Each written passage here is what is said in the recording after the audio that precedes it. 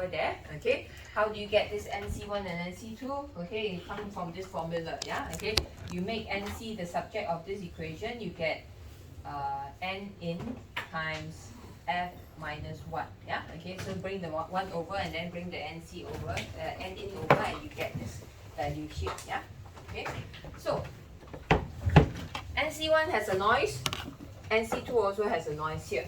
Okay, and it depends on the noise factor of this guy here. Okay, and the noise factor of that guy there. Okay, so now we want to see what is the overall noise after it passes through these two systems. Okay, we start off with the first noise here. The first noise is the input noise, N in 1.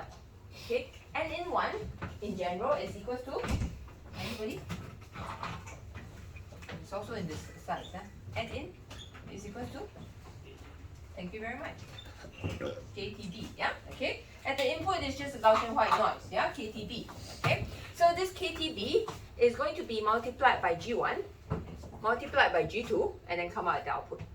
Okay, so I have G1 times G2 multiplied by KTB comes out at the output here. This is the first contribution at the output noise. Okay, now the next guy that's contributing to the output noise will be NC1. Yeah, NC1 is going to be multiplied by G1, multiplied by G2, and then come out at N out 2. Okay, so the second noise is G1, G2, NC1. Okay, and then the third noise will be from N in 2. Yeah, then N in 2 will be also a KTB. Yeah, because it's the input to a system. That's also Gaussian white noise. KTB multiplied by G2 at the output. Yeah, okay. You see it's not written on this slide because I'm trying to tell you that we are going to ignore this noise. Yeah, okay. We say that it's too small, we don't care about it, we are going to ignore it. Yeah, okay. Another reason is that if you include it, you cannot find the formula that describes the noise. Yeah, okay. So we can say that it's small enough, we don't have to care about it. Yeah, okay. So N in 2 is not in this equation, you can see here. Okay. Then the next noise that comes in is NC2. Yeah. NC2 will be multiplied by G2, and C2 will be multiplied by G2, and then come out at the output.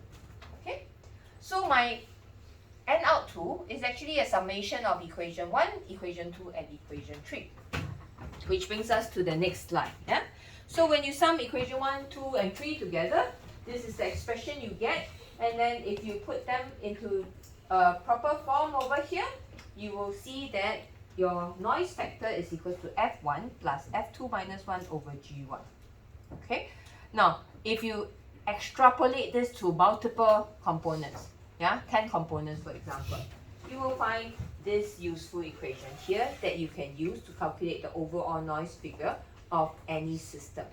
Okay, so for any system, it's equal to the noise factor of the first component, then plus the second component noise factor minus 1 divided by G1, F3 minus 1 divided by G1, G2. The next term here will be F4 minus 1 divided by G1, G2, G3, and so on and so forth. Okay with that? Yeah? So no matter how many components, you can cascade it as much as you want. Okay? But what do we see from this formula? Yeah? Remember the first week, yeah? We talked about the receiver system. The first component is a low noise amplifier. Okay, what's a low noise amplifier? It has a low noise factor. That means the F1 is very small, and it has a very high gain. G1 is big. Yeah. Okay. Now, in this equation, yeah, you can see no matter how small the rest of the noise is, the noise of the first component is always going to be there. You cannot get away from it. That's the least that you can get. Okay, so if this is 3 dB, the minimum, this whole system is going to be 3 dB. Okay, therefore the importance for your receiver first component, your mobile phone first component, has to be a very good low noise amplifier. Because if I can reduce this to 1 dB, my overall noise factor, there's still a possibility that it can only just be 1 dB. Yeah, okay, the higher this amplifier has noise, the bigger this value.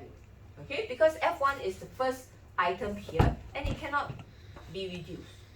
Okay, now even if I have very noisy components behind, I can reduce their noise. By how? By making sure that G1 is very big. If I have a gain of 100 or 1000, okay, for my first component, G1 is under every one of these noise figures. Okay, as long as I have a very high gain here, everything else becomes very small. Yeah. Okay. So it is important for us to have the first component to be low in noise and as high in gain as possible. Okay with that? Yeah? Then I will have a very good system with the sensitivity very good. Yeah? Just now we described about sensitivity. Yeah? Okay? So these are the two important things. Yeah? So we go to the next example here. Yeah? Okay? So again, yeah, we're going to cascade two amplifiers together. Okay? The first amplifier has a gain of 20 dB, a noise figure of 3 dB. So it's a relatively low noise and high gain amplifier. The second amplifier has a gain of 3 dB, but a noise figure of 20 dB.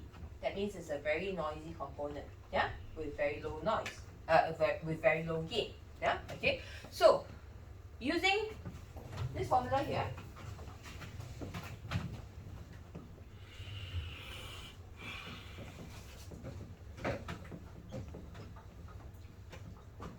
okay, quickly calculate for me, okay, the overall noise figure of the whole system here, yeah. Use this formula, yeah. Okay, all these values are already given to you over there, yeah. Again, yeah, it's a practice of you know how to convert that into these values so that you can plug them in, yeah.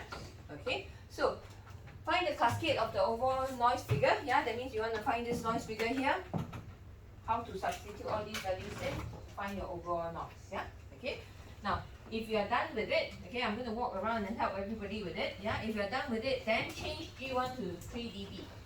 Okay, that's the second part, yeah. Don't do the second part first, yeah. First part, just use the original values, okay. Convert it and find the value, okay. After that, then change to your 3 dB, yeah. It is the same thing. Last tutorial. 神经病！我还记得是什么 tutorial。